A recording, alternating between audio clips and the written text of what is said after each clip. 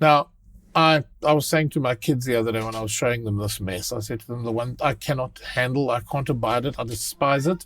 When you buy a AAA title and you see jankiness like this, it drives me mental. You get teams of hundreds of people working on a game for 5 years, and you do tend to see this kind of jankiness at launch of some very, very big titles. And I can't handle it. And I'm determined that my game is not going to have any of this jankiness. Well, hello again. Those of you who know me know that I'm a fun-loving guy to whom hijinks and all sorts of tomfoolery come completely naturally, which is why I will probably have edited in some sort of stupid intro to this video about what I said in my last video. This is the most recent build of the game, by the way. Let's just walk upstairs to the room, the study that I've been stuck in for, God, how many weeks now? 2 weeks.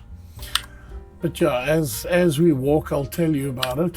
For those of you who didn't watch my last video, I said something along the lines of how it drives me mental that big budget game producers can release games with UI elements that don't work properly, and I was determined that mine was going to work properly, and I'd come up with a whole bunch of competing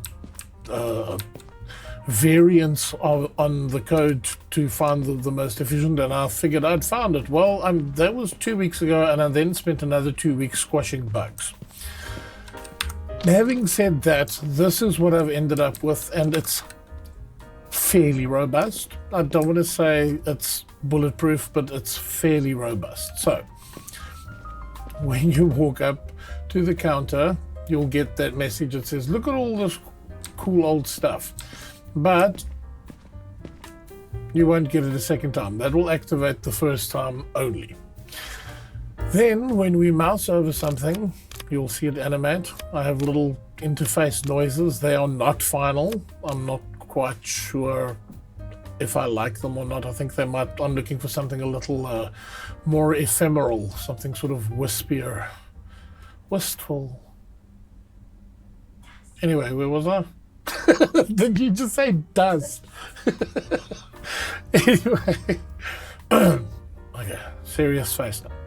Anyway, so when you mouse over something, you'll see that the animation plays, but critically, the animation that animates the object upward and the text fading in happen at the same time now, which means there's no longer delays on things like that between clicking on something and all of the animations having finished playing.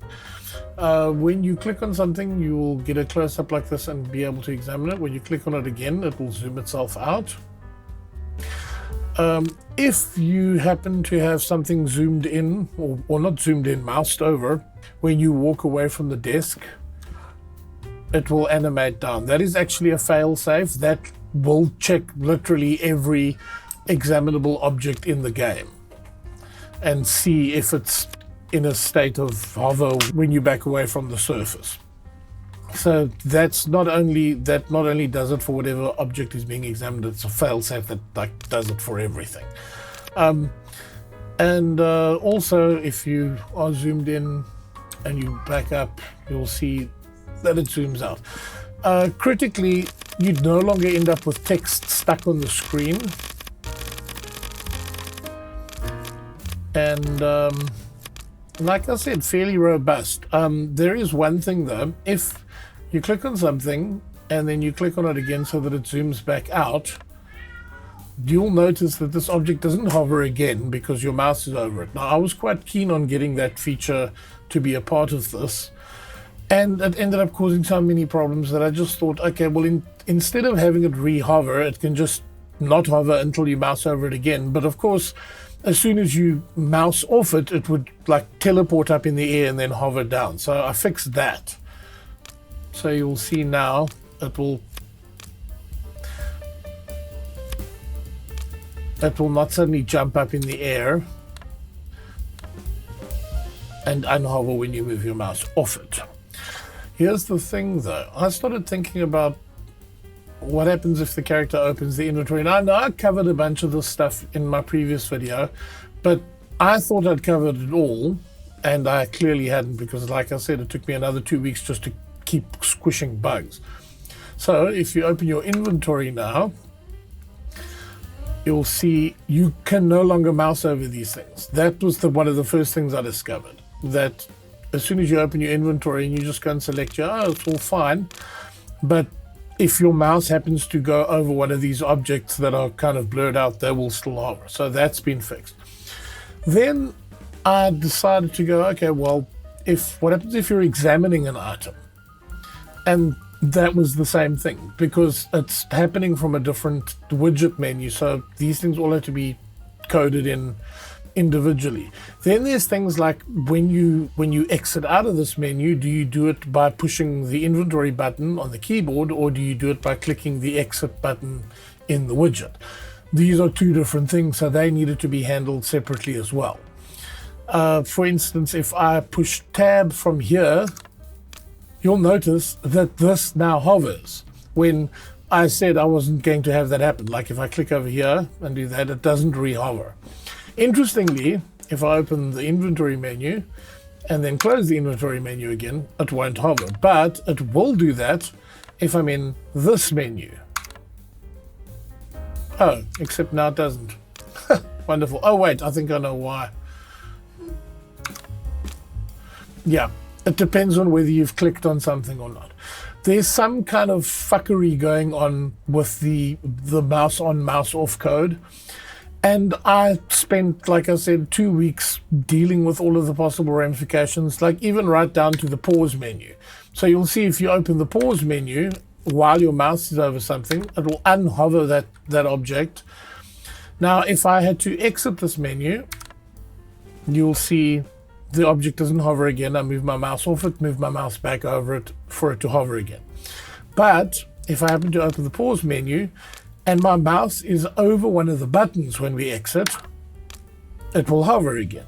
And I think the reason for that is because it's generating a mouse off when this menu closes, which means it's generating a mouse on as soon as the mouse is back on this screen again, because widgets are essentially like an old school transparency that you'd put on an overhead projector. And you can tell the game to ignore them, but if the game ignores them, then mouse overs don't necessarily work inside the widget. So there was this other complex thing that I had to do. I've got a button that closes my eyes. I had to tell the mouse over functionality to ignore that, because obviously otherwise mouse on and off events would be generated every time the character blinks. And that, I think, is the vast majority of it.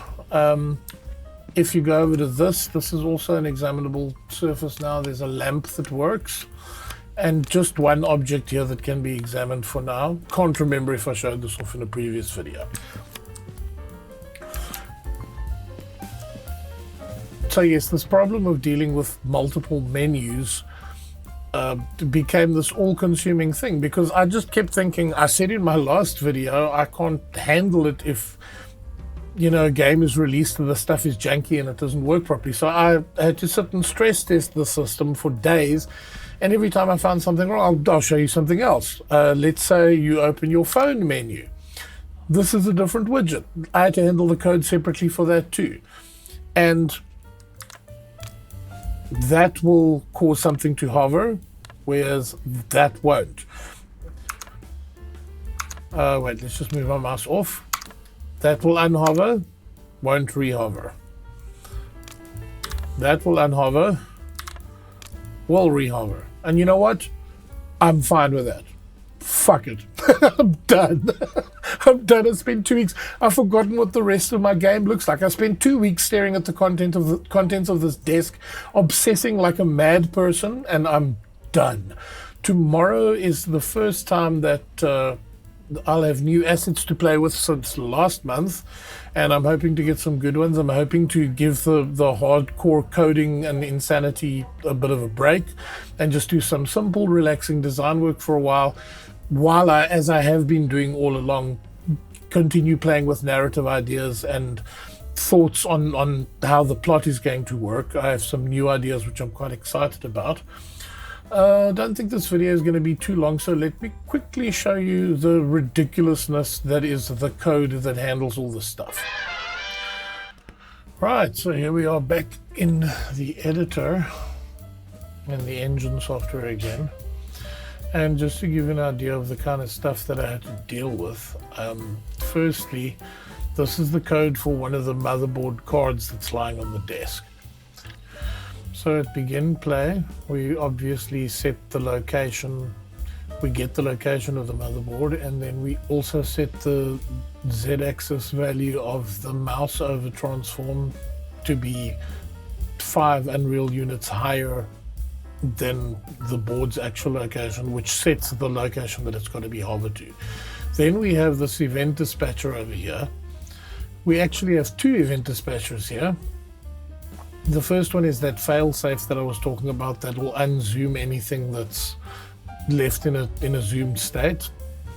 And the second one is the one that'll unhover anything that's left in a hovered state. And the way we find out if something is in a hovered state is we just check to see whether the Z value of where the motherboard is higher than its original location. If it is, we trigger the event, which in this case is removing it says remove notify text, but what it's actually doing is it's triggering the remove notify text and the unhover, which is here. Now you'll see I have separate triggers for remove notify text and unhover because this is like several iterations of trying to get this stuff to work. We also, every time we mouse over and unmouse over, we check to see whether the object is in a hovered state or not. This is just a failsafe to stop things from going wrong. And then the code to zoom in is all there. This is all pretty standard stuff. Lots of failsafes, lots of checks to see whether text is on the screen or not. I'm not going to bore you by going into detail. But where things really got hair raising was in the player controller, where I had to add these little bits of code to every single menu item in the, not menu item, to add these little bits of code to every single different menu screen in the game. That's the pause menu, the main inventory menu, the examine inventory item menu, the phone menu. All of them now have to check to see whether the player was examining something before that menu was open, because if they were, then they need to return to that examining state after you leave. And also this handles the unhovering and hovering of objects that you may have moved your mouse over. You can see how fast the stuff gets really, really complicated. Here's the section, that's just the feedback screen. That's not really affected here, but here's the phone, which you can access. You can access the phone either by calling it from the inventory menu or via hotkey. So that had to be done separately for the hotkey and for the widget button, which is handled here inside the phone interface. You can see there's the widget, and then all this extra code had to be added in. And yeah, it was 2 weeks, and honestly, it's the middle of summer in the desert. It's so hot in our apartment, you have no idea, and I'm sitting in a pool of my own sweat right now. I've not had the energy for this, but I did it anyway, and it's done. And phew, this is one of those things, whenever you see people interviewed about being a solo game dev and they say, oh, it's really, really hard, most people quit their first project. I'm not going to do that. But there were times this week where I thought, you know what, I should just have a break. And since we're working again, I did have a few breaks, but they were to go and work, and then I'd come home and work on this until I was too hot and sweaty to sit in my chair anymore, and then I'd go to bed, and the next day I'd do it all over again. And honestly, it's still fun. It's infuriating as hell. There must be 20 new iterations of these stupid variables that say things like examining master switch, mouse selection allowed, show mouse. Okay, show mouse cursor is a switch. That's like a global switch. But I even started doing things like this, where if you call this up, I don't know if it'll let me do it from here. No, it won't, because I'm calling it in another blueprint. But if I do it here, you'll see if I mouse over, I'll have to mouse over here. There's a tooltip. I wrote that tooltip in myself, and I want to start doing that for variables, because this project is getting so complicated that when you go back to a piece of code you haven't looked at for a month or two, you go, what did this variable do? And then it's like an hour of following the logic until you go, oh, that's why I did it. So at some point I want to go and label all of my variables. You see, this one says this variable is set to ensure that the mouse cursor stays on the screen if any menus are opened, and then closed when the player is examining something. See, so now I know what that does. But anyway, yeah, that's that's about it. Hopefully in the next week or two I'll have some nice, shiny, new, interesting stuff to show off. But as I said, I've spent a very long, very frustrating time working on the system, and it works now. I will do my little rounds. I do this every time the project is opened. Just walk up. So I said my player hasn't left this room for 2 weeks. I do this every single time just to see if I can break it again. Like, we'll do that, and then we'll do that, and then we'll do that, and then use the exit button and make sure that everything still works. There's no random text left floating on the screen. Something else, I'm not sure if I showed it from my previous video, there are now objects that can be added to the inventory. So you'll see here, I don't have a door remote in my inventory because it's lying here on the table, and the text now says this could be useful, I should hang on to it. When you click on it, it'll disappear, add it to inventory, and now it's in the inventory, which I think is far better than just having items lying randomly somewhere and there's like a big take insert name of object here, like message that appears on the screen for every item. I like the idea of the player having to search through piles of detritus while looking for objects, because that's, you know, you're house sitting in someone's place, it's an unfamiliar house, you should have to look for stuff. So yeah, that's it. My system remains unbroken, at least for now, and I'm going to sign off, and thank you again, as always, dear watchers, for watching. Don't forget to like and subscribe.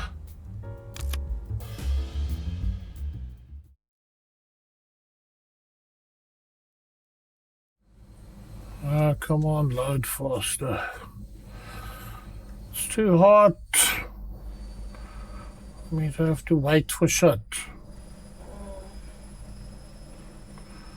Oh great, now the fucking washing machine is gonna pick up. I can't stop it now. Oh, baby, I'd never fucking tell you to go and stop the washing machine just because I'm recording a stupid YouTube video. Well, if only I was using brand new video editing software with the capacity to use some of the most advanced audio plugins from my audio recording software at the same time. Me watching my series.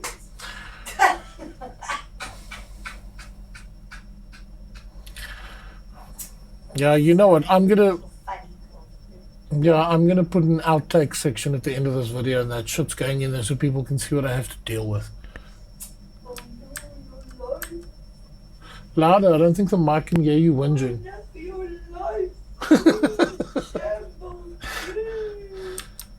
Okay, can I record my video now, please? Can I? Oh, Jesus. You broke something now with your Strange Things powers. Okay, well, as of now, I've recorded 2 minutes of like bullshit. So can I? Okay, here we go.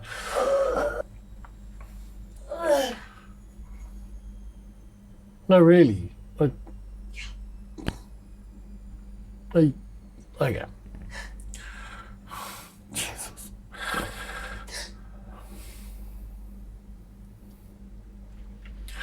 Well, hello again. If oh Jesus.